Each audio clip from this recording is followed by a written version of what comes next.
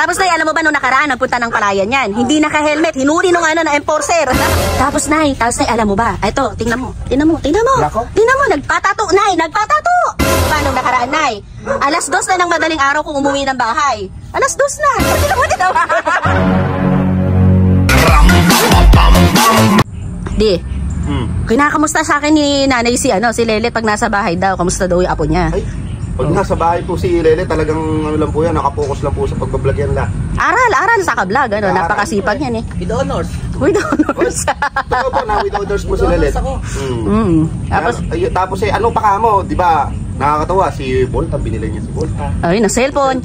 Tapos yung mama niya, binilan niya ng e-bike, di ba? Nagpapaayos ng bahay. Ano po talaga yan? Talagang dedicated sa pamilya. Ganyan po yung ano yan. Yun ay boyfriend. Ala! Talagang po siya, talagang nakafocus siya sa pamilya. Talagang mabait na bata yan. Napakasipag sa bahay niyan. Naglalaba. Naglalaba doon. Totoo ba yan?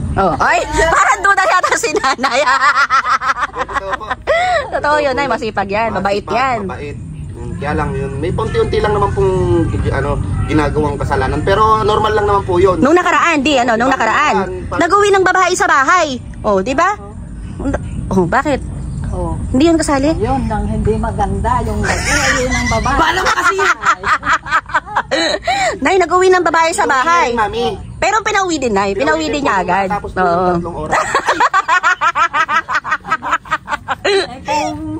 Kung 3 oras nasa hindi po tiwala naman po ako sa kanya kasi honest po yan, sabi ko. Tapos Nay, nung nakaraan, hinahanap ni Kapitan. Nagnakaw ng manok ng kapitbahay. Ano naman? Solid din naman, pero may konti na balahibuhan nila eh. Natututo ang atang mag-umit o magnakaw. Ayan. Kasi, tapos nung nakaraan, Nay, alam mo ba, alas 2 na ng madaling araw kung umuwi ng bahay. Alas 2 na. Ganyan po kabait si Lele. Tapos Nay, alam mo ba nung nakaraan, nagpunta ng palayan yan. Hindi naka-helmet, hinuli nung na enforcer.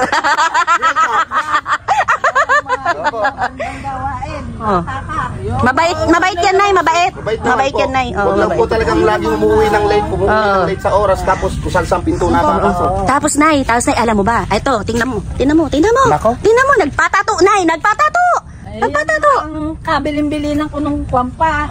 Nung andito pa sa akin, ayoko ng batang o taong may tato. Ayan. Kung maaari, ayoko nakakakita ng may tato.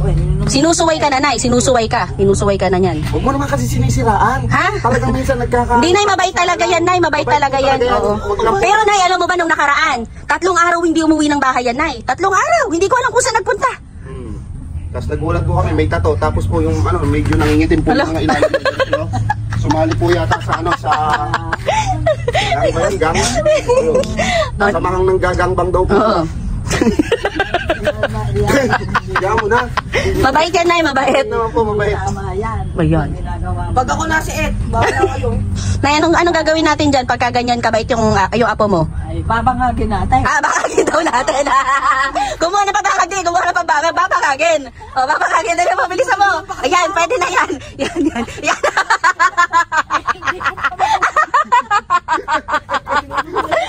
Hindi mo pa na lang yung maihampas. Pero kahit ganyan lang, talagang mabait na bata yan. Mabait yan, Nay. Minsan lang talaga taong barangay bot lang.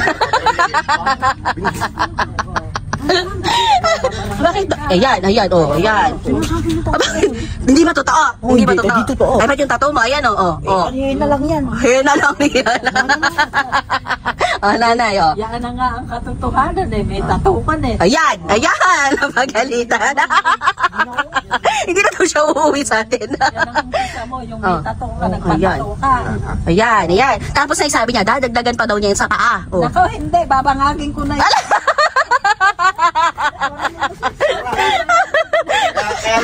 Pakiayos na po. Pakiayos na lang po si Lele. Pakiayos. Ayan, Hindi na po mag-tara. Soli na namin, Nena, yan. Soli na po namin.